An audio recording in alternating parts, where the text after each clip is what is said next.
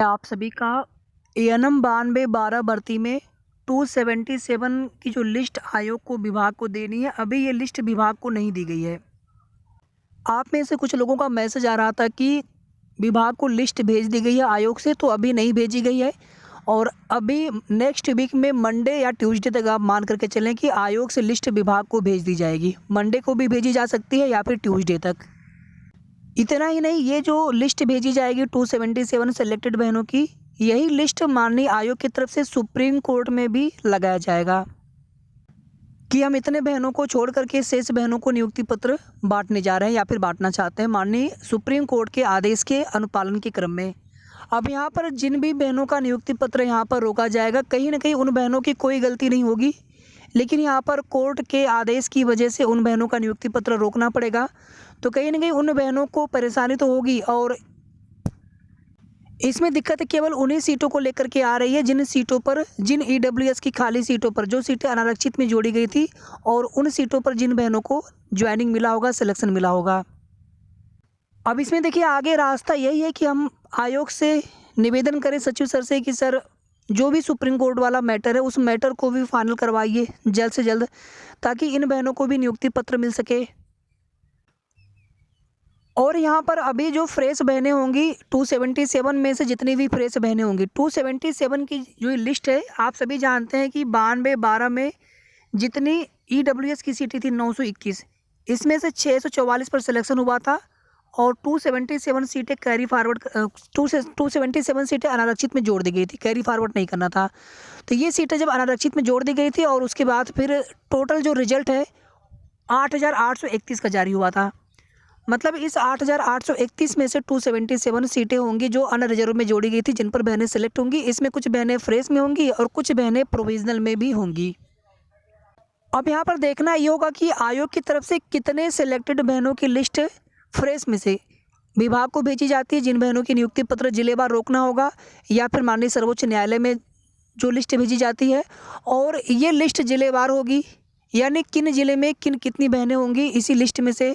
और फिलहाल में ना तो किसी के कोई ज़िला चेंज होने हैं, ना कोई आपका ज़िला अलॉटमेंट चेंज होना है, कुछ भी नहीं, और ना ही कोई आपको डॉक्यूमेंट्स दोबारा से बनवाने हैं।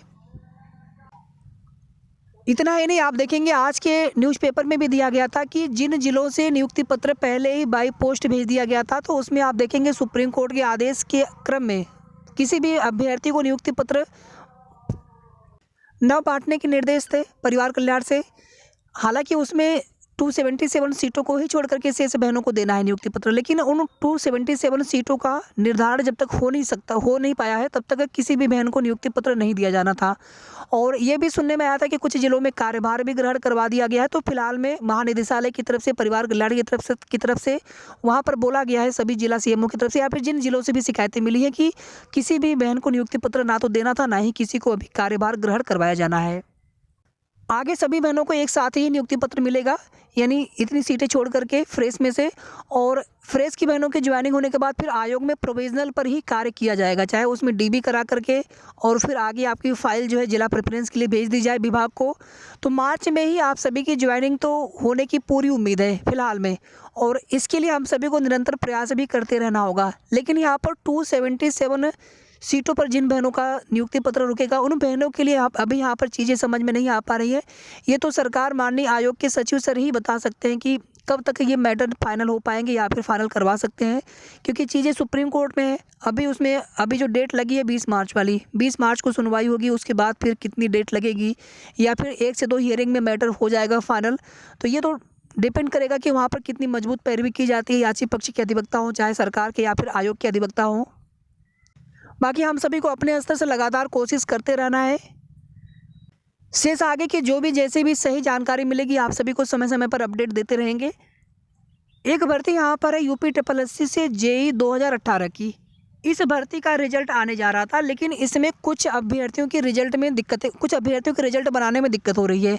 और जानकारी तो ये मिल रही है कि उन अभ्यर्थियों के दोबारा भी एग्ज़ाम कंडक्ट करवाए जा सकते हैं, यानी कुल मिलाकर के JEE 2018 भर्ती के रिजल्ट में देरी होगी। और आपका रिजल्ट जो लग रहा था कि मार्च में 100% आ जाएगा, लेकिन अब आपका रिजल्ट मार्च में भी आने की उम्मीद कम है।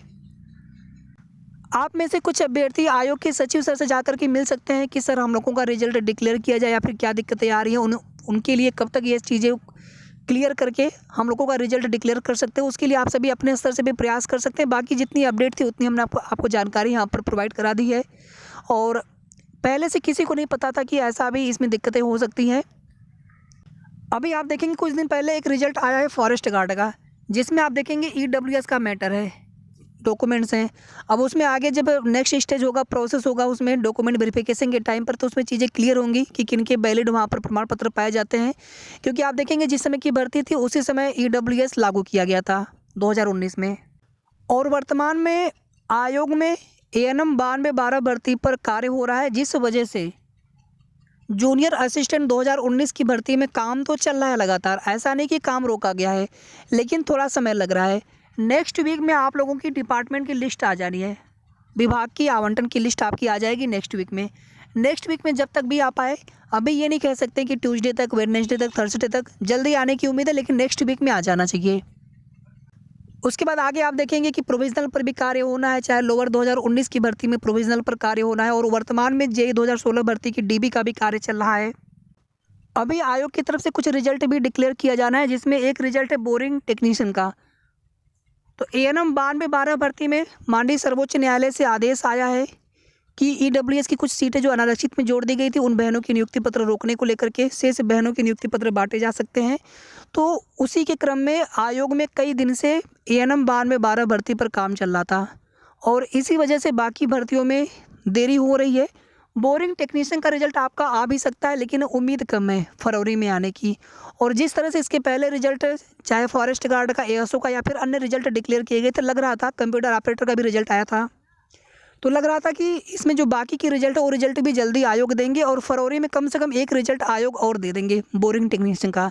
यही अपडेट हमने आप सभी को दी थी, लेकिन फिलहाल में आप सभी जानते हैं कि UPSSC आयोग से जब भी कोई अपडेट दी जाती है तो उसमें थोड़ी बहुत अनिश्चितता आप हमेशा मान करके चलें, 4-6 दिन का समय और लग सकता है, और यही होने वाला भी है कि आपकी रिजल्ट में भी थोड़ा सा समय लगेगा। और इसके अलावा 2 और भर्तियों के रिजल्ट आने हैं, जिसमें एक रिजल्ट हो गया आपका मंडी परिषद का। ये रिजल्ट भी आपको मार्च में ही देखने को मिल जाएगा, पूरी उम्मीद है, बाकी आयोग के ऊपर है, UPSSC आयोग के ऊपर है। अब यहाँ पर एक भर्ती और है लेखपाल का, इसको भी लेकर के बात कर लेते हैं। आप देखेंगे आज के डेली न्यूज़पेपर में खबर दी गई थी कि सभी याचिकाओं के निस्तारण के बाद ही जारी होगा परिणाम। इलाहाबाद हाई कोर्ट से मैटर फाइनल हो चुका है, लेकिन अभी लखनऊ बेंच में है 7663 वाला मामला, आंसर की वाला, संशोधित आंसर की आने के बाद से उस पर जो जिन प्रश्नों पर आपत्ति है। UPSSC के स्तर से पिछले वर्ष जुलाई में आयोजित लेखपाल मुख्य परीक्षा का परिणाम फिलहाल में हाई कोर्ट में चल रही याचिकाओं के निस्तारण के बाद जारी होगा। आयोग आंसर की को लेकर अभ्यर्थियों की ओर से दायर याचिकाओं का निस्तारण कराने के प्रयास में लगे हैं। हाईकोर्ट से अंतिम रूप से निस्तारित होने के बाद मुख्य परीक्षा का परिणाम जारी कर आगे की प्रक्रिया पूरी करने की योजना है। कुछ सवालों के उत्तर को लेकर लगभग 9 अभ्यर्थियों ने हाईकोर्ट में याचिका दायर कर दी। इसमें से 3 का निस्तारण हो चुका है, 3 निरस्त हो चुकी है। अभी 3 याचिकाएं हाईकोर्ट में चल रही हैं। आयोग द्वारा परिणाम तैयार कर लिया गया है, किंतु इसे हाईकोर्ट में चल रही याचिकाओं के कारण रोका गया है। इन पर अंतिम रूप से निर्णय आने के बाद ही आयोग परिणाम जारी करेंगे नए सिरे से। UPSSC आयोग के अध्यक्ष प्रवीर कुमार ने बताया कि हाईकोर्ट में उत्तर कुंजी को लेकर याचिकाएं दाखिल है, जैसे ही उनका निस्तारण हो जाएगा आयोग द्वारा परिणाम घोषित कर दिया जाएगा। तो ये कुल मिलाकर के महत्वपूर्ण अपडेट थी। आगे के जो भी जैसे भी सही और ऑथेंटिक जानकारी मिलेगी आप सभी को समय समय पर हमारे चैनल के माध्यम से अपडेट मिलती रहेगी। वीडियो को आप सभी प्लीज़ लाइक करके शेयर भी आप सभी कर सकते हो, और अगर आपने अभी तक चैनल को सब्सक्राइब न किया हो तो जरूर सब्सक्राइब कर लें। धन्यवाद।